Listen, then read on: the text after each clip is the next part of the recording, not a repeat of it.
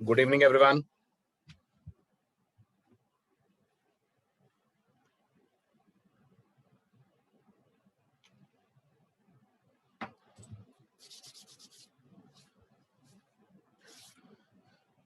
तो last lecture में अपन ने क्या कर लिया था? I think Warshall's algorithm for shortest path matrix, right?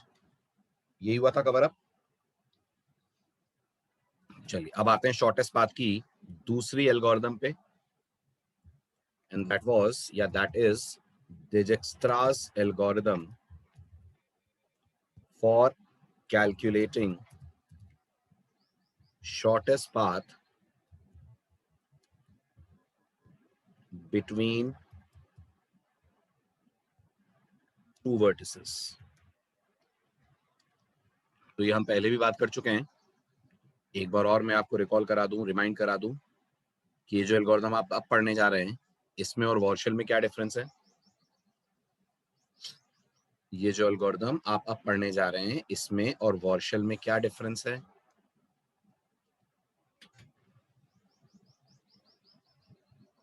How these two are different than each other. दोनों एक ही काम करती हैं।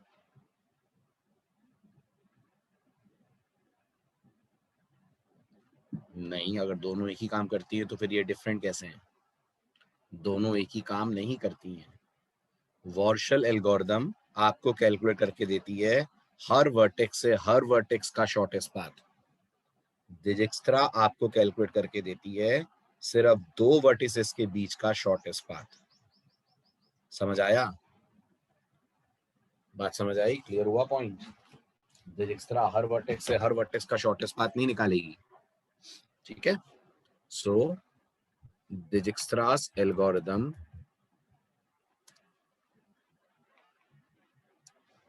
is used for calculating shortest path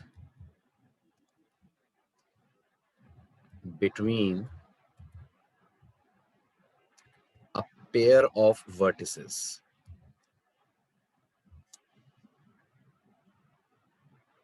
नहीं, वॉर्शल का सब पार्ट कैसे हो सकता है?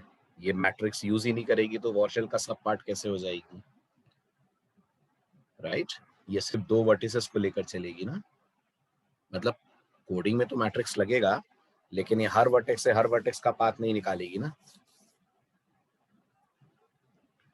ठीक है? इन अ ग्राफ आप ये भी नहीं कह सकते कि हम वॉर्शल को ही इसमें कन्वर्ट कर दें, वो भी नहीं होगा। एल्गोरिथम ही डिफरेंट है वॉर्शल की, right? So in other words we can say that Dijkstra's algorithm calculates shortest path between vertex I and vertex J, where I and J represent any two random vertices of the graph. चलिए अब डिजक्स्ट्रा की algorithm समझने के लिए let's start with a graph. So this is A, this is B, this is D, ये C है, ये आप E मान लें, and this is let's say Z. A से B लेंथ 4 है, B से C लेंथ 3 है, A से D लेंथ 2 है, D से E लेंथ 3 है, B से E ये भी लेंथ 3, C से Z ये 2 की लेंथ है, और E से Z ये लेंथ 1 की है। ये हमारे पास एक ग्राफ है और हमसे दो चीजें निकालने को कहा गया है। Number 1, find the length of the shortest path as well as the shortest path itself from vertex A to vertex Z। हमें A से Z का मिनिमम लेंथ का रास्ता ढूंढना है, राइट? उसकी लेंथ भी निकालनी है और वो रास्ता भी बताना है कौन सा है। कौन सा है का मतलब वो कौन कौन से वर्टिसेस से होकर गुजर रहा है। This we have to find out. तो पहले आप मैनुअली जरा सॉल्व कर लीजिए और मुझे बताइए क्या आंसर आ रहा है। मैनुअल सॉल्व करके बताइएगा क्या आंसर आ रहा है। गलत जवाब दे रहे हैं, गलत जवाब दे रहे हैं अनमोल। कौन सा रास्ता आ रहा है? ए से कितने का आ रहे हैं? लेंथ कितने की आ रही है? हाँ ठीक है, बिल्कुल सही है। सॉरी, जो शॉर्टेस्ट पाथ आ रहा है वो कौन सा आएगा? वो आएगा ए से डी, डी से ई, ई से जेड। बिल्कुल ठीक। और लेंथ कितनी आ रही है? लेंथ आ रही है उसकी 6, है ना? ये आपने मैनुअली ढूंढ लिया है। अब हमें इसका बनाना है एल्गोरिथम के बेसिस पर एक न्यूमेरिकल, फिर आप लोग उसका बनाएंगे कोड। कोड आपको बनाना है, इसका याद रखिएगा, ठीक है? अब हर 2 एल्गोरिथम में से एक मैं करूंगा, एक आप करेंगे, ठीक? चलिए, तो मैंने वॉर्शल कर दी। दिजिस्ट्रा का मैं पूरा प्रोसेस समझा देता हूँ, इम्प्लीमेंटेशन कीजिएगा आप। सबसे पहला काम दिजिस्ट्रा में होता है, स्टेप 1, वो ये है कि आपके पास जितने वर्टिसेस हैं, आप हर वर्टेक्स का लेबल निकाल के रख लें। हर वर्टेक्स का लेबल निकाल के रख लें। लेबल का मतलब होता है सोर्स वर्टेक्स से उस वर्टेक्स का डिस्टेंस। सोर्स वर्टेक्स से उस वर्टेक्स का डिस्टेंस, इसको बोलते हैं लेबल। तो अब आप बताइए, ए से ए का डिस्टेंस 0 मान लें, बताओ, है ना? और बाकी जितने भी हैं उन सबको आप इनिशियली इन्फिनिटी मान लीजिए, क्योंकि फिर हम दिजिस्ट्रा की एल्गोरिथम या दिजिस्ट्रा का फॉर्मूला लेकर बाकी सारे लेबल्स कैलकुलेट करेंगे। तो बी का, सी का, डी का, ई का और जेड का, सबका लेबल आप इन्फिनिटी मान लीजिए, ठीक है? अब आप ग्राफ की तरफ देखिए और मुझे बताइए, ए से किस किस का रास्ता निकल रहा है? कौन कौन से वर्टिसेस ए से कनेक्टेड हैं? 2 कनेक्टेड हैं, बी और डी। इसका मतलब इन्फिनिटी तो नहीं होंगे, सही बात है ना? इन्फिनिटी तो नहीं होंगे, इनका डिस्टेंस निकाला जा सकता है। तो अब जिस ने फॉर्मूला दिया है, वो फॉर्मूला यूज करके आप बी और डी का लेबल कैलकुलेट करेंगे। बी और डी का लेबल कैलकुलेट करेंगे। फॉर्मूला क्या है दिजिस्ट्रा का, वो देख लीजिए। दिजिस्ट्रा का कहना है, अगर आप लेबल ऑफ बी निकाल रहे हैं तो लेबल ऑफ बी निकलेगा by calculating minimum between the current label of B comma weight from A to B plus current level of A. अब इसको फिलअप कीजिए आप। What is the current level of B? तो answer is infinity, सही है? Current level infinity है। What is weight from A to B? A से B का वेट कितना है? दिख रहा होगा स्क्रीन पे आपको, 4 है। And what is level of A itself? वो 0 है। तो लेवल ऑफ बी कितना आ गया? लेवल ऑफ बी 4 आ गया, ठीक है? इसी तरह से आप निकालेंगे लेवल ऑफ डी। सिर्फ बी और डी ही क्यों निकाल रहे हैं? क्योंकि ग्राफ में साफ दिख रहा है ए 2 ही वर्टिसेस से कनेक्टेड है, एक बी और एक डी। लेवल ऑफ डी के लिए फॉर्मूला क्या लगेगा? सेम लगेगा, minimum between the current level of D comma weight from A to D plus current level of A, right? What is the current level of D? So we know it's infinity. What is weight from A to D? What is level of A? 0. कितना आया? 2 आया, ठीक है? अब आप एक काम और करेंगे। ये जो आप काम करने जा रहे हैं, इसका बेनिफिट आपको लास्ट में नजर आएगा, है ना? तो अभी ज्यादा सोचिएगा मत, ये मैं क्या कर रहा हूँ, बस जो कर रहा हूँ उसे ध्यान से देखिए। अब लेवल कैलकुलेट करने के बाद आपके पास जितने भी वर्टिसेस हैं उनके लिए एक एंट्री लिस्ट है जिसे आप मेंटेन कर रहे हैं, कैसी एंट्री इसके अंदर होगी, क्या एंट्री इसके अंदर होगी, वो आप अभी देखिए। तो आपने जितने भी वर्टिसेस हैं उनके यहाँ पे नाम लिख दिए। ठीक है, अभी अभी आपने कौन से वाले वर्टेक्स से कौन से वाले वर्टेक्स का लेबल निकाला है, जरा बताइए मुझे। कौन से वर्टेक्स से कौन से वर्टेक्स का लेबल निकाला है? शाबाश, आपने ए से बी और डी का निकाला है। तो यहाँ ए के सामने आप बी और डी इनकी एंट्री कर दें। क्या फायदा है इसका, वो आपको एंड ऑफ द सॉल्यूशन पे नजर आएगा, ये जो हम कर रहे हैं इससे बेनिफिट क्या मिल रहा है। ठीक है, तो एक बार फिर सुन लीजिए। सबसे पहले आपने सोर्स का लेबल 0 करा और जितने वर्टिसेस ग्राफ में दिख रहे हैं सबका लेबल इन्फिनिटी करा। स्टेप 1। स्टेप 2, आप चेक करिए सोर्स से कौन कौन से वर्टिसेस वाकई में कनेक्टेड हैं। हमारे ग्राफ में 2 हैं, बी और डी। तो डिजिक्स्ट्रा ने फॉर्मूला दिया है, इस फॉर्मूले के आधार पर आप लेबल को रिकैलकुलेट करेंगे। रिकैलकुलेट करने पर जो मिनिमम लेवल आएगा वो आपके वर्टेक्स का नया लेबल बन जाएगा। लेबल माने डिस्टेंस फ्रॉम सोर्स वर्टेक्स। तो इसका नया डिस्टेंस हो गया 4 का। ऐसे ही डी का आपने निकाला, उसका नया डिस्टेंस आ गया 2 का। और क्योंकि आपने ए से रास्ता ढूंढा है बी और डी का, इन दोनों की एंट्री आप कर देंगे ए के सामने। यहां तक क्लियर है? यहां तक क्लियर है? राइट। अब आ जाइए स्टेप 2 पे।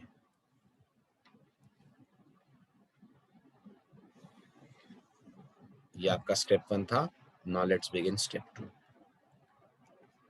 स्टेप 2 में ए को छोड़ दीजिए, बाकी सबके लेबल्स निकालिए। लेबल मतलब distance from source vertex. Source vertex से उस वर्टेक्स की दूरी, that is called as label. ठीक है, अब आप लेवल ऑफ ए छोड़ दीजिए, बाकी सबके लेवल लिखिए कितने कितने आए। तो बी का कितना लेवल निकाला था तुमने, आंसर दें। 4 निकाला था। डी का कितना निकाला था?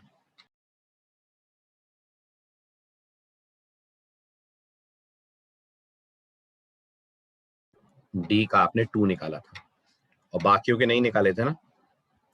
ई का इन्फिनिटी चल रहा है अभी भी, है ना। एफ का भी इन्फिनिटी चल रहा है, सी का भी इन्फिनिटी चल रहा है। नहीं, एफ तो है ही नहीं, खैर। ई है, सी है और जेड है। एफ नहीं है ना, ई है, सी है और जेड है। ठीक है, अब आप बताइए इस वक्त मिनिमम लेवल किसका आ रहा है? ये 5 लेवल जो आपके सामने है, इनमें मिनिमम किसका है? डी का है। क्या डी आपका टारगेट वर्टेक्स है? क्या आपको ए से डी तक का रास्ता ढूंढना था? क्या आपको ए से डी तक का रास्ता ढूंढना था? नहीं। अगर आपका जवाब हाँ होता तो एल्गोरिदम यहीं पे रुक जाती। एल्गोरिदम आंसर निकाल लेती और बोलती आंसर 2 आ रहा है और एल्गोरिदम यहीं रुक जाती। लेकिन हमें तो डी तक नहीं जाना ना, हमें तो जेड तक जाना है ना। तो एल्गोरिदम आगे बढ़ेगी अब। ठीक, तो अब मिनिमम लेवल किसका आया? मिनिमम लेवल डी का आया। अब देखिए डी से कौन कौन कनेक्टेड है। तो डी से बस एक ही कनेक्टेड है, who is that? E. Right. तो आप लेवल ऑफ ई कैलकुलेट करेंगे। क्या फॉर्मूला लगेगा लेवल ऑफ ई के लिए? आप बोलिए, लगाइए बुद्धि, क्या फॉर्मूला लगेगा? Minimum of current level of E, comma आगे, बोलिए बोलिए बोलिए आगे।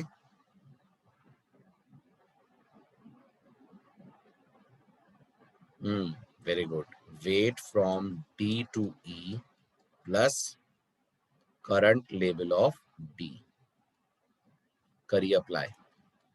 What is the current level of E? तो वो फिलहाल इंफिनिटी है। What is weight from D to E बताएं? 3 है। What is current level of D? 2 है। कितना आ गया? इंफिनिटी और 5 में मिनिमम कौन है? मिनिमम 5 है। राइट। आपने किससे किसका रास्ता ढूंढा? आपने किस से किसका रास्ता ढूंढा? डी से ई का रास्ता ढूंढा। तो डी के सामने आप ई लिख देंगे। आ रही है बात समझ, है ना? ओके, अब सोचिए और बताइए क्या इस बात की पॉसिबिलिटी है कि डी और बी के बीच में भी एक लेवल होता, एक एज होती, पॉसिबिलिटी थी, और मान लीजिए सच पे लिखा होता 1 थी, तो दिजिक्स्ट्रा दोबारा से बी का लेवल निकालता। ऑलरेडी बी का लेवल निकल चुका है ना, 4 आ चुका है ना, लेकिन दिजिक्स्ट्रा फिर बी का लेवल निकालता, राइट। इसीलिए दिजिक्स्ट्रा एल्गोरिथम को ग्रीडी अप्रोच का नाम दिया गया है। क्या नाम दिया गया है? साइड में लिख रहा हूं मैं, ग्रीडी अप्रोच, राइट। ग्रीडी तो समझते हैं ना, ग्रीडी मतलब लालची, राइट। यही होता है ग्रीडी का मतलब। अब बताइए इसमें लालची या लालच जैसा क्या दिख रहा है? इसमें लालच जैसा क्या दिख रहा है? ये दिख रहा है कि लेबल निकालने के बाद भी एल्गोरिथम फिर से लेबल निकाल रही है, इस उम्मीद में कि अगर नया वाला लेबल मिनिमम आए तो वो लेबल हम बी का लेबल मान लेंगे। आया समझ में मेरा पॉइंट?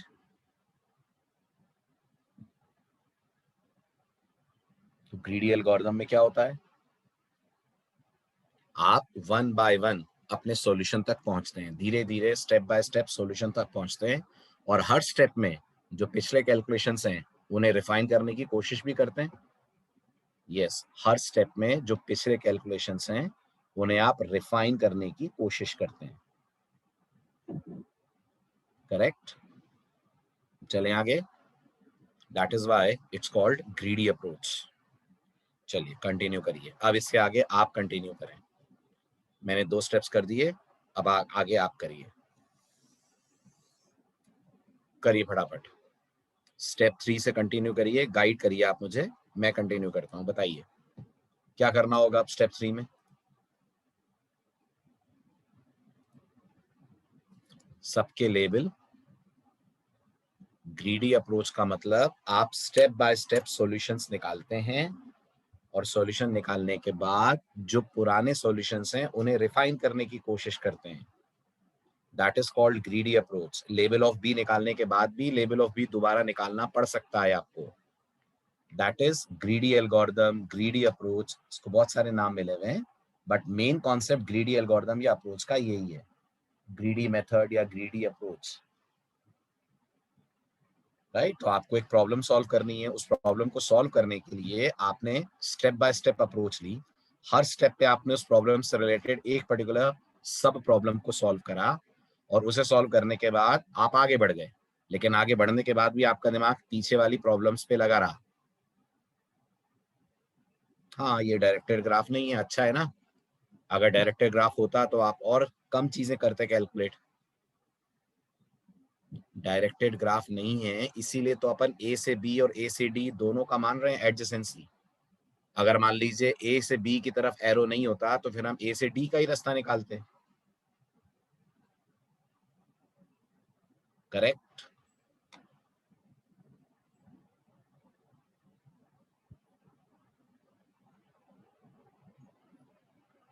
ये टाइम ज्यादा नहीं लेगा, मतलब लेगा ना तो और क्या करेंगे, कैसे कैलकुलेट करेंगे? टाइम तो ज्यादा लेगा, कैसे कैलकुलेट करोगे? नहीं तो मैट्रिक्स निकालने पूरा, डी से बी का भी निकाल सकते हैं। कहाँ है एज, कहाँ है डी और बी के बीच में जो हम डी से बी निकालेंगे? सुमित, कैसे निकाल लोगे डी से बी? क्या डी और बी के बीच में एज दिख रही है तुम्हें?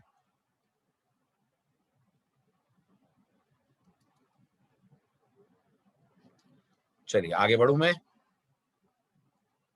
चलिए अब आ जाइए स्टेप 3।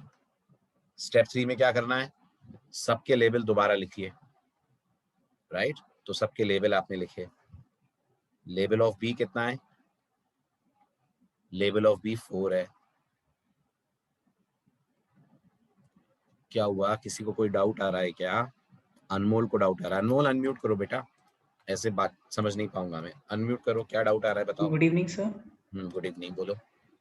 सर मैं ये बोल रहा हूँ मतलब अभी तो आपने जिस हिसाब से ग्राफ बनाया है तो उस हिसाब से ये लग रहा है हमें कि डी से जो अप्रोच जा रहा है वो मतलब शॉर्टेस्ट पाथ है। सर आप एक ऐसा ग्राफ बना के दिखा दीजिए जिसमें हम बी भी कैलकुलेट करें बट बी से जो मतलब पाथ जाएगा वो स्मॉलेस्ट हो जाएगा। हाँ होगा, तो ये हो क्योंकि जाएगा ना, वो अपने आप ही हो जाएगा, नो मुझे कुछ करने की जरूरत ही नहीं है। जो तरीका आप देख रहे हो, अगर यहाँ से डी और बी की एज होती, यस सर। यहाँ से डी और बी की मान लीजिए अगर एज होती और वो एज मान लीजिए 1 की होती, यस सर। राइट, ये एज अगर 1 की होती तो हम इसको कैलकुलेट करते हो, फिर हम पूरा प्रोसेस समझो तो तुम्हें समझ में आएगा। पूरा ओके सर। प्रोसेस एंड होने दो, फिर मैं बात करता हूँ, फिर अपन एक और ग्राफ ले लेंगे, ठीक है? ठीक है sir. Okay sir, thank you sir. Okay, so level of B निकाला अपन ने, लेवल ऑफ बी इज 4, ठीक है। लेवल ऑफ सी हमारा कितना आ रहा है? इन्फिनिटी आ रहा है। लेवल ऑफ ई कितना है? जल्दी जल्दी बोलिए। लेवल ऑफ ई हमारा 5 है। लेवल ऑफ जेड कितना है? लेवल ऑफ जेड हमारा इन्फिनिटी है, ठीक है। अब बताइए इन सब में, अब डी हमने हटा दिया है, ठीक है, क्योंकि डी को हमने कैलकुलेट कर लिया था, मिनिमम मान लिया था। जो मिनिमम आपका आता जा रहा है वो अगले स्टेप में फिर कंसिडर नहीं होगा, तो अब डी को हटा दिया अपन ने, ठीक है। अब बताइए 4 इन्फिनिटी 5 इन्फिनिटी, इनमें मिनिमम कौन है? इनमें मिनिमम लेवल ऑफ बी है। क्या बी आपका टारगेट वर्टेक्स है? नहीं, बी आपका टारगेट वर्टेक्स नहीं है। अगर होता तो एल्गोरिथम यहाँ रुक जाती। ओके, ठीक है। अब आप वापस ग्राफ चेक करिए, बी से किसका किसका एज निकल रहा है? तो बी से ई का भी एज निकल रहा है और बी से सी का भी एज निकल रहा है, राइट। तो अपन अब बी से निकालेंगे ई और सी के लेवल्स। आ रही है मेरी बात समझ? ठीक है, तो आप कैलकुलेट करिए, वापस ध्यान दीजिएगा। तो अब लेवल ऑफ सी का फॉर्मूला हो जाएगा minimum between current level of C comma weight from B to C plus level of B. Formula put up करें अगर अपन, what is current level of C? हाल फिलहाल तो इन्फिनिटी है। What is weight from B to C? Weight from B to C 3 है। What is current level of B? 4 है, तो this comes out to be 7 आएगा। इन्फिनिटी और 7 में मिनिमम 7। देन कैलकुलेट करिए आप level of E. Level of E will be minimum between current level of E, comma weight from B to E plus level of B, ठीक है। Current level of E कितना है? तो current level of E हमने देखा 5 है, okay. Weight from B to E कितना है? Weight from B to E 3 है, ठीक है। करंट लेवल ऑफ B कितना है? 4 है, राइट। 5 और 7 में मिनिमम कौन आ रहा है? मिनिमम 5 आ रहा है, ओके। अब ध्यान से सुनना, अब आपने कौन से वर्टेक्स से कौन से वर्टेक्स का पाथ निकाला है? बी से सी और ई निकाला है, सही कह रहा हूं? तो वापस यहाँ एंट्री वाली जगह पे आइए और बी के सामने आप एंट्री करेंगे सी और ई की। लेकिन क्या ई 2 जगह आ रहा है? असाइनमेंट के राइट साइड पे ई 2 जगह आ रहा है, तो ई की 2 एंट्री मेंटेन नहीं कर सकते। ई की दोनों में से एक ही एंट्री मेंटेन करेंगे। कौन सी वाली करेंगे? वो वाली करेंगे जिसका लेवल कम आया हो, ठीक। और अगर दोनों का लेवल बराबर आया है, ई का दोनों टाइम ई का लेवल अगर बराबर आया है तो पुरानी वाली एंट्री रखेंगे, नई वाली नहीं रखेंगे। दोबारा सुनिए, आपको राइट हैंड साइड पे ई 2 बार दिख रहा है, 2 ई नहीं रख सकते अपन, इनमें से एक ही ई लेना पड़ेगा, या तो डी के सामने वाला या तो बी के सामने वाला। कौन सा लेंगे ये इस बात पे डिपेंड करेगा कि किस वक्त ई का लेवल मिनिमम आया था, ठीक है। और अगर दोनों के वक्त ई का लेवल सेम आया था तो नए वाले को हटा देंगे, इग्नोर करेंगे, पुराने वाले को मेंटेन करेंगे। तो आप बताइए बी से ई का लेवल कितना निकला था? बी से ई का लेवल, ये नया है हमारा, ये निकला था 5। और डी से जब निकाला था तब कितना निकला था? डी से जब ई निकाला था, जब डी से ई निकाला था तब भी 5 है। तो अगर दोनों 5 है तो किसको रखना है? दोनों 5 है तो किसको रखना है? पुराने वाले को रखना है। पुराना वाला कौन है? पुराना वाला डी है, तो इसको काट दीजिए, सॉरी बी वाले को काट दीजिए, है ना। तो इसको आपने इग्नोर कर दिया, डी के सामने वाला ई रखा, बी के सामने वाला ई अपन ने इग्नोर कर दिया। ठीक है, आगे बढ़े। चलिए अब आ जाइए स्टेप 4 पे।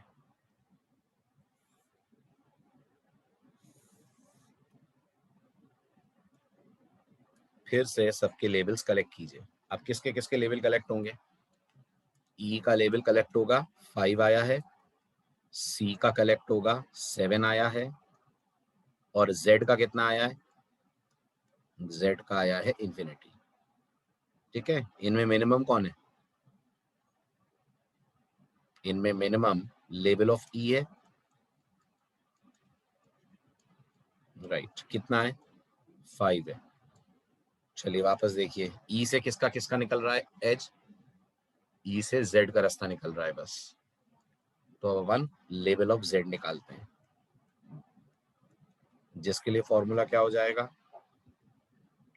Minimum between current level of Z comma weight from E to Z plus level of E. ठीक है, ये कितना हो गया? ये हो गया minimum between level of Z is infinity. कितना है ई से जेड का वेट? ई से जेड का वेट है 1, तो यहाँ आ गया 1। लेवल ऑफ ई कितना है? 5। कितना आ गया ये आ गया 6। ठीक, आपने किससे किसका रास्ता ढूंढा? आपने ई से जेड का रास्ता ढूंढा। तो यहाँ आइए और यहाँ ई के सामने जेड की एंट्री कर दीजिए। ठीक, आप फिर से लेबल्स कलेक्ट कीजिए स्टेप 6 पे, स्टेप 5 पे। अब लेबल कलेक्ट करे जाएंगे किसके किसके? सी के और जेड के। लेवल ऑफ सी कितना है? 7। लेवल ऑफ जेड कितना है? 6। मिनिमम कौन है? मिनिमम लेवल ऑफ जेड है। कितना आ रहा है? 6 आ रहा है। क्या जेड आपका टारगेट वर्टेक्स था?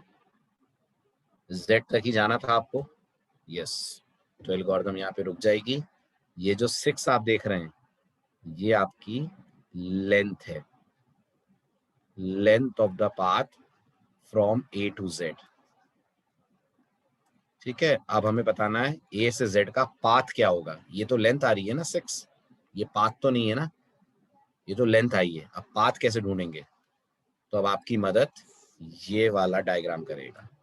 कैसे करेगा? गौर से देखिएगा, यहाँ नीचे की तरफ ड्रॉ कर रहा हूं मैं। इस डायग्राम को देखिए और मुझे बताइए,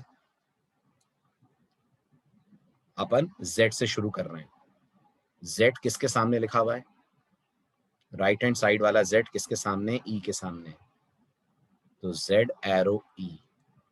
राइट, e किसके सामने लिखा हुआ है? d के सामने, तो e arrow d।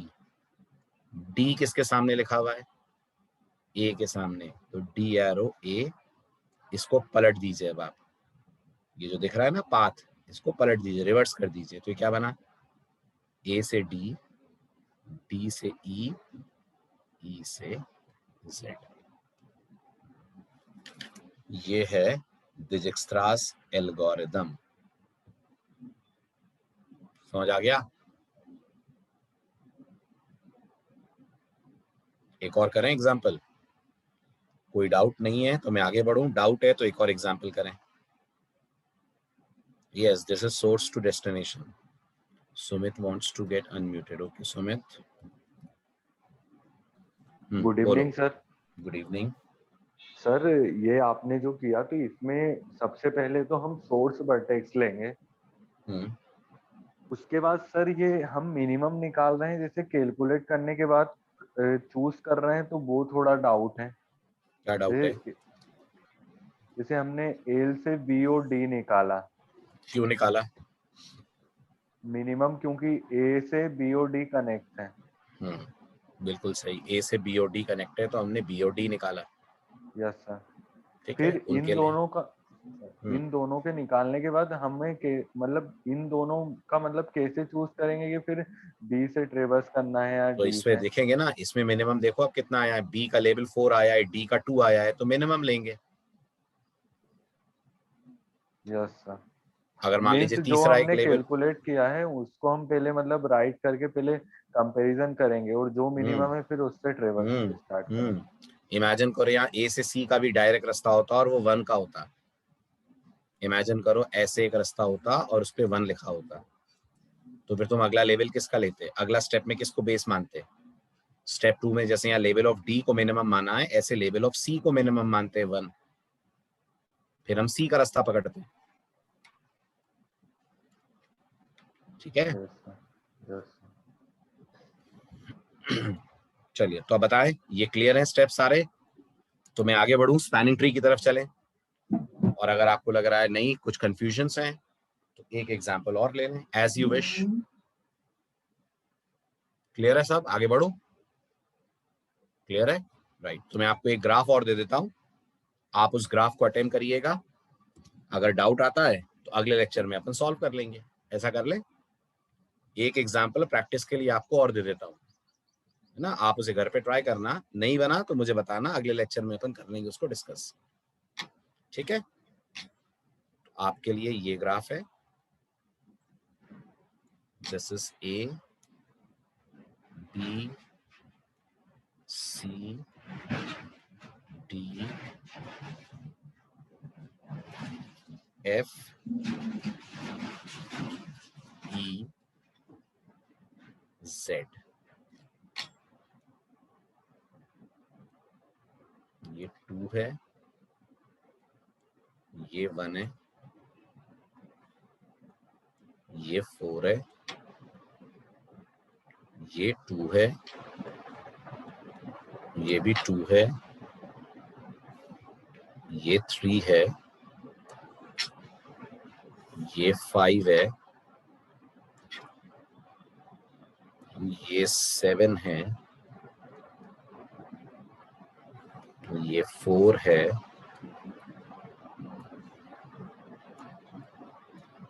This is 3 and this is 1। ठीक है।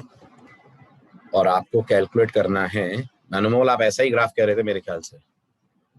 इसमें देखो शुरुआत में मिनिमम लग रहा है ए से सी 1, लेकिन एक्चुअल में जो रास्ता आएगा वो ए से बी, बी से ई, ई से जेड का आएगा ना फाइनल आंसर, है ना? तो आप करना इसको ट्राई। सो आपको शॉर्टेस्ट पाथ निकालना है, find the shortest path as well as its length from vertex A to vertex Z। ठीक है। आंसर तो पता ही है आपको, मैनुअली तो दिख ही रहा है। इसका भी आंसर 6 आना चाहिए और पाथ आना चाहिए ए से बी, बी से ई, ई से जेड। करेक्ट। तो अब इसे सॉल्व कीजिएगा। जो मैंने पाथ के लिए टेबल बनवाई बिल्कुल सही, लेकिन हाँ निकाल रहा है बिल्कुल सुमित, क्या डाउट है? प्रोग्रामिंग में अनमोल वो एक एरे है, ध्यान से सोचो तो ये एक एरे है, एरे के अंदर एंट्रीज रखनी है, 2D एरे है ये, अगर गौर से देखो तो 2D एरे है ये, 2D एरे। उस 2D एरे के सामने आपको एंट्रीज करनी है, राइट? और थोड़ा ध्यान से सोचो तो ये 2D एरे से बेटर कर सकते हो, क्योंकि 2D एरे अगर बनाओगे तो तुम्हें कॉलम साइज सोचनी पड़ेगी। इसको लिंक लिस्ट ले लेना, ये एक 1D एरे ले लेना और इसके अंदर के हर मेंबर को एक पॉइंटर बना देना जो एक नोट लिस्ट को पॉइंट करे, जैसे ग्राफ में कर रहे थे। अनम्यूट करो सुमित, क्या डाउट हो रहा है तुम्हें? अनम्यूट करो सुमित, क्या मतलब पूछना चाह रहे हो?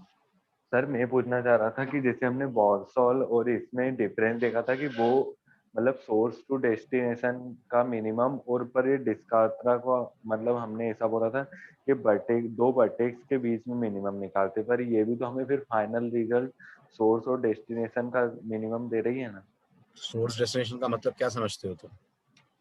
सोर्स मींस स्टार्टिंग और डेस्टिने मतलब लास्ट पॉइंट एंड जेड। हाँ तो 2 वर्टेक्स के बीच में ही तो हुआ ना।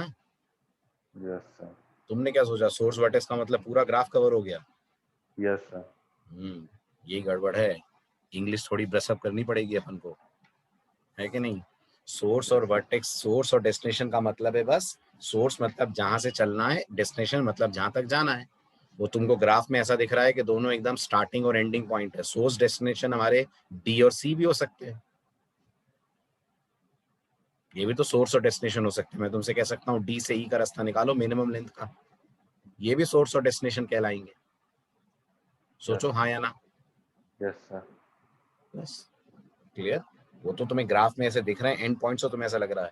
और वॉर्शल दो वर्टेक्स के बीच में नहीं निकालता है, वॉर्शल तो पूरा मैट्रिक्स निकाल देता है। वॉर्शल में तो आपको ए से बी, ए से डी, ए से ई, ए से जेड, सी से ई, सी से जेड, सी से डी, हर वर्टेक्स से हर वर्टेक्स का शॉर्टेस्ट पाथ मिलता है। यहाँ थोड़ी मिल रहा है ऐसा, या तो सिर्फ कोई दो वर्टिसेस आप उठा लो उनके बीच का मिल रहा है आपको, उसी को सोर्स और डेस्टिनेशन बोलते हैं। Yes sir, thank you. Welcome. चलिए तो अब ये वाला ग्राफ हो जाएगा कैलकुलेट।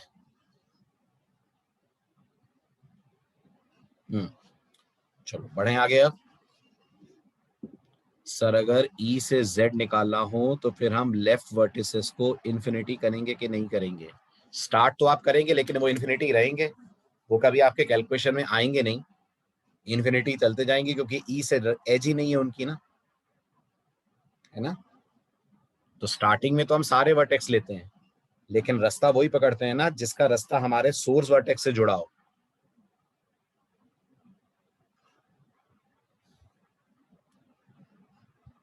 चलें आगे। क्लियर। चलिए अब आ जाइए नेक्स्ट टॉपिक पे। इसमें भी दो एल्गोरिथम्स हैं, लेकिन पहले टॉपिक का मतलब तो समझे। टॉपिक है ग्राफ का last topic, that is spanning tree.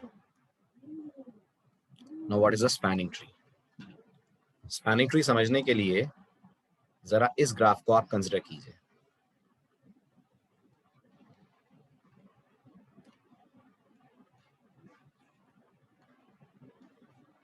ये आपके पास सपोज करिए एक ग्राफ है जिसमें इस तरह से वर्टिसेस को आपस में कनेक्ट करा गया है। ठीक है, इसको थोड़ा सा रियलिस्टिक इमेजिनेशन देने के लिए इमेजिन करिए ये किसी सिटी के लोकेशन है, मोहल्ले हैं। किसी भी सिटी को, मान लीजिए भोपाल सिटी है, तो भोपाल सिटी में ये एरेरा कॉलोनी है, ये मान लीजिए न्यू मार्केट है, ये मान लीजिए ओल्ड सिटी है, और ये मान लीजिए इंद्रपुरी का लोकेशन है। ठीक है, इनको इस तरह से वाटर पाइपलाइन से कनेक्ट करा गया है। अब आप मुझे बताइए क्या इसमें कुछ एजेस हटाकर भी इन सारे वर्टिसेस को आपस में कनेक्टेड रखा जा सकता है? बताइए, कुछ एजेस हटाकर भी इन सारे वर्टिसेस को आपस में कनेक्टेड रखा जा सकता है? कनेक्टेड का मतलब समझ रहे हैं? भले ही डायरेक्ट पाथ ना हो, भले ही डायरेक्ट पाथ ना हो, इनडायरेक्ट पाथ हो। हाँ, डायरेक्ट नहीं मिलेगा, कोई दिक्कत नहीं है, डायरेक्ट चाहिए भी नहीं जितेंद्र, हमें डायरेक्ट चाहिए भी नहीं। हम तो ये चाहते हैं हर वर्टेक्स से हर वर्टेक्स रीचेबल हो, भले ही इनडायरेक्ट हो भले ही डायरेक्ट हो, हमें फर्क नहीं पड़ता। बस हर वर्टेक्स से हर वर्टेक्स हम पहुंच जाएं, लेकिन एजेस मिनिमम लगे। अभी आप डायरेक्ट का सोच रहे हो इसलिए इतनी सारी एजेस ले रहे हो ना, है ना। तो नंबर 1, अगर किसी ग्राफ में अपन एजेस मिनिमम लें, है ना, मिनिमम एजेस लें, लेकिन हर वर्टेक्स से क्या होना चाहिए? All vertices should be reachable from each other, either directly और इनडायरेक्टली, फर्क नहीं पड़ता। ठीक है, और तीसरा सबसे इंपॉर्टेंट पॉइंट, कोई क्लोज पाथ नहीं होना चाहिए, कोई क्लोज्ड पाथ नहीं होना चाहिए। यहाँ है क्लोज पाथ, यहाँ है क्लोज पाथ, राइट। अगर आपने ये तीनों शर्तें मान ली, अगर आपने ये तीनों शर्तें मान ली, तो आपने क्या बना दिया? तो आपने क्या बना दिया? तो आपने इस ग्राफ का बना दिया स्पैनिंग ट्री, राइट। तो स्पैनिंग ट्री क्या सिखाता है? स्पैनिंग ट्री क्या सिखाता है? स्पैनिंग ट्री सिखाता है किसी भी ग्राफ में एजेस मिनिमम ली जाए, राइट? हर वर्टेक्स से हर वर्टेक्स रीचेबल हो, चाहे भले ही इनडायरेक्ट हो, लेकिन क्लोज पाथ ना हो, तो हमें क्या मिलेगा? तो हमें मिल जाएगा एक करस्पॉन्डिंग स्पैनिंग ट्री। फायदा? Everyone please respond. फायदा? फायदा मिनिमम खर्चे में काम हो जाएगा। हो जाएगा? मिनिमम खर्चे में काम हो जाएगा। सोचिए, हर वर्टेक्स से हर वर्टेक्स तक आप जा पाएंगे मिनिमम कॉस्ट स्पेंड करके। मिनिमम कॉस्ट स्पेंड करने का मतलब आपकी ट्रैवलिंग की कॉस्ट मिनिमम नहीं है, राइट? कॉस्ट ट्रैवलिंग की मिनिमम नहीं है, कॉस्ट इस पूरे नेटवर्क को एस्टैब्लिश करने की मिनिमम है। नहीं मनीष, ये मैप में नहीं, स्पैनिंग ट्री यूज होता है जब नेटवर्क एस्टैब्लिश होते हैं, वहां पर इलेक्ट्रिसिटी ग्रिड्स बनते हैं।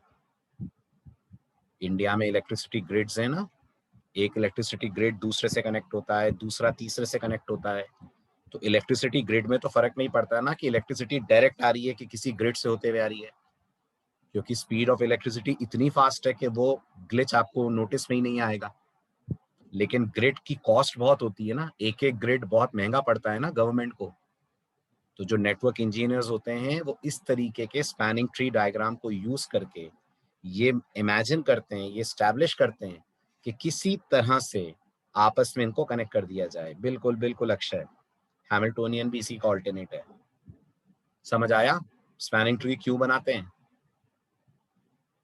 राइट? तो स्पैनिंग ट्री बनाते हैं नेटवर्क एस्टैब्लिश करने का खर्चा कम करने के लिए। और शॉर्टेस्ट पाथ क्यों निकालते हैं? शॉर्टेस्ट पाथ निकालते हैं एक वर्टेक्स से दूसरे वर्टेक्स तक मिनिमम लेंथ पे जाने के लिए। तो स्पैनिंग ट्री और शॉर्टेस्ट पाथ एक ही चीज है? नहीं, शॉर्टेस्ट पाथ अलग है, स्पैनिंग ट्री अलग है। तो आप जो मैप्स की बात कर रहे थे, मैप्स में क्या लगता है? मैप्स में शॉर्टेस्ट पाथ लगता है, मैप्स में स्पैनिंग ट्री थोड़ी लगता है कि नहीं? आप बताओ मुझे, मैप देखकर रास्ता एस्टैब्लिश करा जाता है क्या, या रास्ता देखकर मैप बनता है? गूगल मैप पहले बना या रास्ते पहले बने इंडिया में? आप सोचो। रास्ते पहले बने ना। मैप तो उन रास्तों का डिजिटल रिप्रेजेंटेशन हुआ ना, राइट? टेक्निकली आप सोचिए, तो spanning tree is not minimum length का रास्ता ढूंढना, spanning tree is minimum cost में पूरे नेटवर्क को कनेक्ट कर देना। ये सारे नोड्स आपस में कनेक्ट हो जाएं, सारे स्टेशंस मान लो, कुछ भी मान लो, एक जगह से दूसरी जगह ट्रैवल करने के लिए कुछ भी मान लो, तो ये सारे नोड्स या सारे स्टेशंस हैं जिन्हें आपस में कनेक्ट करना है, लेकिन खर्चा मिनिमम होना चाहिए। That is the role of spanning tree. आया समझ? पर्पस आया? ठीक है। अब अगली बात, अगर आप इसको इन 3 शर्तों को पूरा करते हुए बनाने का सोचें, और ध्यान से मेरी बात आप सुन रहे हैं, तो आपके दिमाग में कई सारे डायग्राम आ रहे होंगे ना? इन 3 शर्तों को पूरा करते हुए कई सारे डायग्राम बन रहे हैं। जैसे एक diagram V2, V3, V4, V1, और हम कनेक्ट V1 से V2, V2 से V3, V3 से V4 करें। बताइए, ये वैलिड स्पैनिंग ट्री है? बिल्कुल है। सारे आपस में कनेक्टेड हो गए, और आपस में कनेक्ट होने के साथ साथ हर वर्टेक्स से हर वर्टेक्स तक आप जा पा रहे हैं। ओके। दूसरा डायग्राम अगर आप लें तो वो कुछ ऐसा होगा, V2 से V1, V1 से V4, V4 से V3। ये भी तो कर रहा है कनेक्ट सबको आपस में। और ऐसे सोचते जाइए तो कई बनेंगे कि नहीं डायग्राम? बनेंगे। अब आप बताइए, एज एन इंजीनियर कौन सा वाला डायग्राम लेंगे आप? अब आप मुझे बोलेंगे सर वो जिसमें कॉस्ट मिनिमम आए। मानते हैं? यस, आप वो लेंगे जिसमें कॉस्ट मिनिमम आए। मतलब अगर हर एच पे मैं उसकी कॉस्ट लिख दूं, तो फिर तो ये सारे डायग्राम मिनिमम नहीं होंगे ना, सारे स्पैनिंग ट्री होंगे, लेकिन मिनिमम कॉस्ट का स्पैनिंग ट्री तो एक ही होगा ना,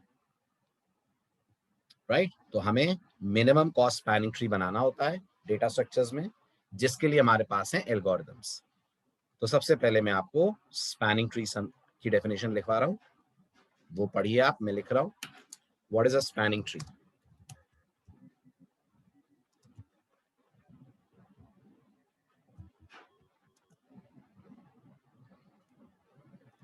जवाब है a spanning tree is an undirected tree. इसकी खासियत है, याद रखिएगा, स्पैनिंग ट्री में कभी भी डायरेक्शंस नहीं होते हैं, तभी तो हम हर वर्टेक्स से हर वर्टेक्स जा पाएंगे। सही है बात?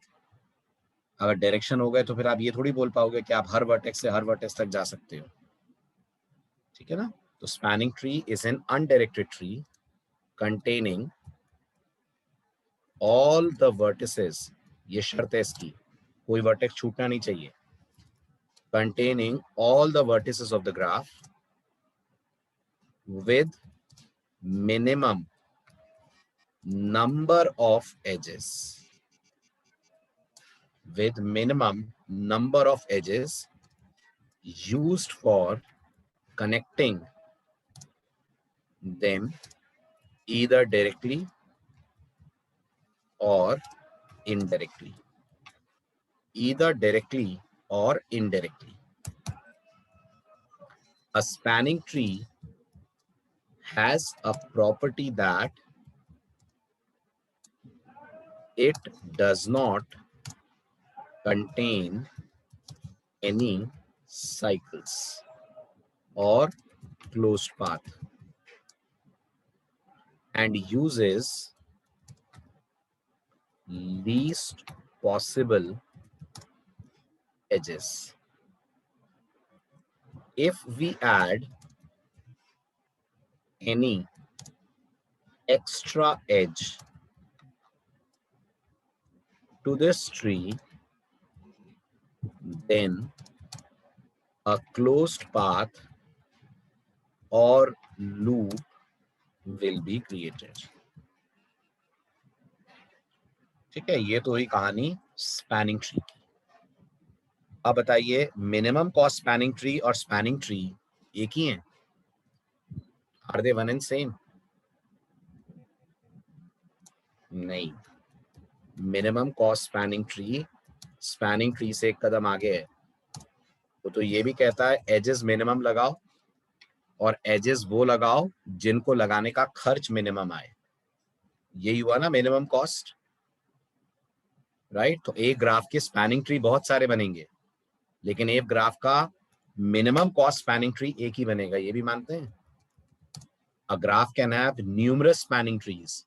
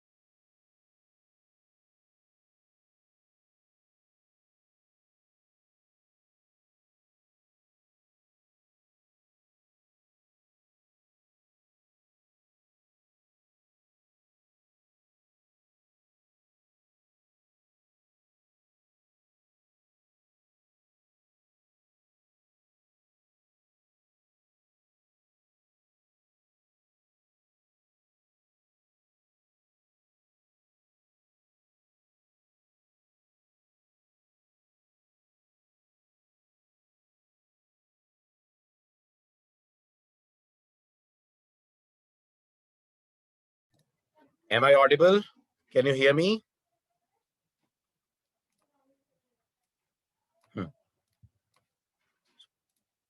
There was a power cut, इसलिए लेक्चर थोड़ा सा डिस्टर्ब हो गया। तो बात हो रही थी हमारी मिनिमम कॉस्ट स्पैनिंग ट्री की। So what is minimum cost spanning tree? As I said, minimum cost spanning tree से एक स्टेप अहेड, एक स्टेप आगे होगा। और मिनिमम कॉस्ट स्पैनिंग ट्री ना सिर्फ स्पैनिंग ट्री बनाएगा, पर वो स्पैनिंग ट्री बनाएगा जिसको इंप्लीमेंट करने की कॉस्ट मिनिमम होगी। तो अगर हम ये मान लें, if the edges of the graph are assigned a weight, then the spanning tree is created by selecting edges with minimum weight, so that the overall cost of the spanning tree is minimum, and such type of spanning tree is called minimum cost spanning tree. So to create a minimum cost spanning tree, we have two algorithms. इसके लिए भी आपको दो algorithms दी गई हैं. Number one is Prim's algorithm. एक तरीका है आप minimum cost spanning tree Prim's algorithm लेकर बनाएं, और दूसरा तरीका है आप minimum cost spanning tree Kruskal's algorithm को लेकर बनाएं.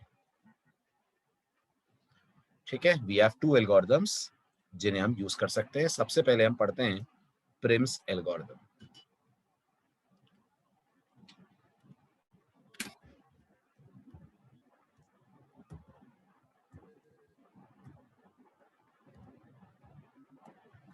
समझिए, अकॉर्डिंग टू Prim, इमेजिन करिए ये आपका ग्राफ है.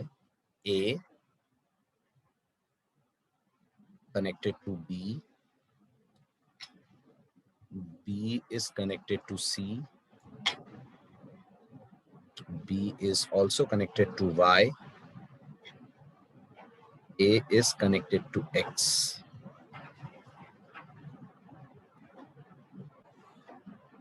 और C और Y कनेक्टेड है, A और Y भी कनेक्टेड है. वेट है 4, 3, 1, 6, 2 and 5. ये आपके पास ग्राफ है, आपको इसका बनाना है मिनिमम कॉस्ट स्पैनिंग ट्री. तो Prim का कहना है जो मिनिमम वेट वाली एज है आप उससे स्टार्ट करें. तो जरा बताएं मिनिमम वेट वाली कौन सी एज है? Everyone please respond. Minimum weight वाली कौन सी एज है? ए से वाई. अब आप ए से वाई को कनेक्ट करिए, प्रोवाइडेड आपकी तीनों शर्तें एप्लीकेबल हो रही हैं. राइट, नंबर 1 जो आपने अभी पढ़ा उसको यही बता देता हूं मैं. नंबर 1, कनेक्शन होते वक्त क्लोज पाथ नहीं बनना चाहिए, लूप नहीं बनना चाहिए. तो ए से वाई को कनेक्ट करने पर लूप नहीं बन रहा है, नहीं बन रहा है. ओके, तो ये आपने कनेक्ट कर दिया. बाकी शर्तें आपको आगे के स्टेप्स में दिखेंगी. स्टेप नंबर 2, आप गौर से सुनिएगा. ए और वाई, इनसे जो एजेस निकल रही हैं उनमें मिनिमम ढूंढिए. सुना आपने ध्यान से?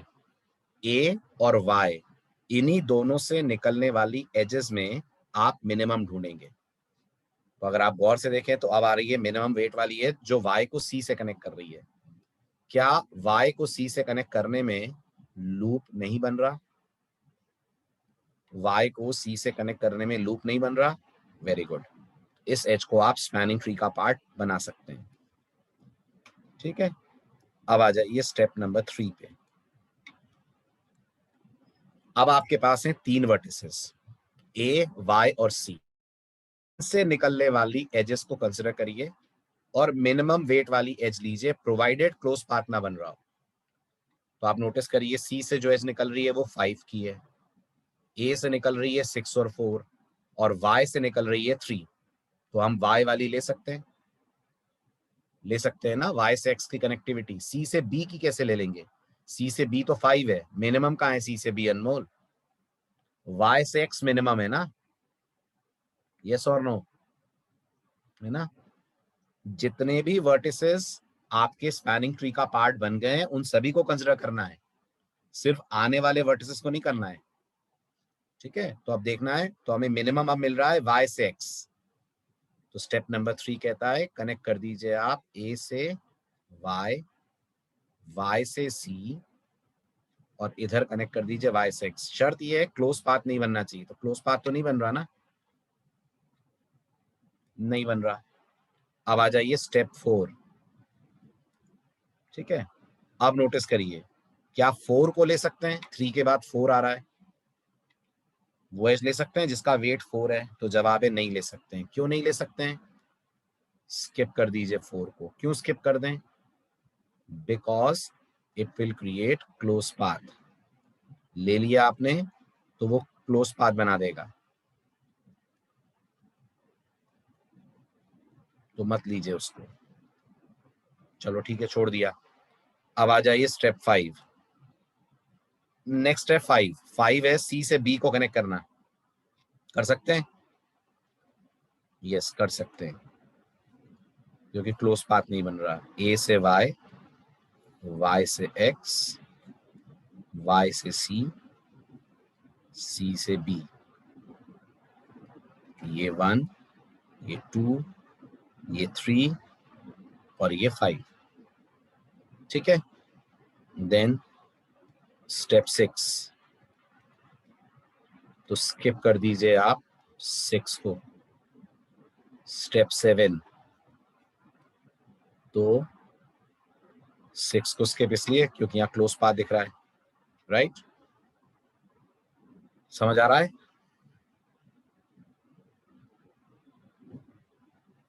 ये हो गया आपका स्पैनिंग ट्री तैयार, फाइनल स्पैनिंग ट्री आ गया। क्या हुआ, y टू b क्या है, हाँ y टू b का वेट है 8, y टू b का वेट मैं मिस कर गया था, वो है 8, उसे भी स्किप करेंगे, यस उसे भी स्किप कर दीजिए क्योंकि उससे भी क्लोज पाथ बन रहा है। अगर 5 नहीं होता तो मतलब ये एज ही नहीं होती, अगर, क्या कहना है मनीष, ये एज ही नहीं होती, ये कह रहे हैं आप, 5 ही होता, कौन, y से b 5 होता अगर, तो हाँ तो आप कोई भी ले लीजिए, कॉस्ट सेम आती ना, फिर तो कॉस्ट तो सेम ही आती ना आपकी, कोई भी ले लीजिए फिर। अगर दो एजेस का वेट सेम है तो कोई फर्क नहीं पड़ता, किसी को भी ले लें आप, ठीक। तो कितनी आई कॉस्ट, अब इन सबको आप ऐड कर दीजिए, तो 5 and 2 7 and 1 8 and 3 11। इसका मतलब इस स्पैनिंग ट्री की जो कॉस्ट है, cost of the spanning tree is equals to 11, ये इसका आंसर है, ठीक है। अब एक डायग्राम आपको दे रहा हूं, इसका स्पैनिंग ट्री बना के ले आइएगा, याद से ले आएंगे, ये आपका असाइनमेंट, बस स्पैनिंग ट्री बनाना है, बाकी एल्गोरिथम वगैरह सब क्लास में अपन लोग इम्प्लीमेंट करेंगे। तो आपके लिए ग्राफ है ये वाला, 1 देन 6 देन 5 4 3 2 7, 1 से 6 10 है, 6 से 5 25 है, 1 से 2 28 है, 7 से 5 24 है, 5 से 4 22 है, 7 से 4 18 है, 3 से 4 12 है, 2 से 3 16 है, 2 से 7 14 है, हो जाएगा, ठीक है। तो ये करके ले आइएगा, मिलते हैं नेक्स्ट लेक्चर में, बाय बाय, टेक केयर। मैंने पूछा था तो आपने मना कर दिया था मुझे लास्ट लेक्चर में। पूछा तो था मैंने आप लोगों से, पूछा था कि नहीं मैंने लास्ट लेक्चर में क्लास डेली करने के लिए। तो फिर आपने तब तो मुझे मना कर दिया था। आप लोग खुद ही तो मना कर रहे हो, मैं तो कह रहा था डेली कर देता हूं। करना है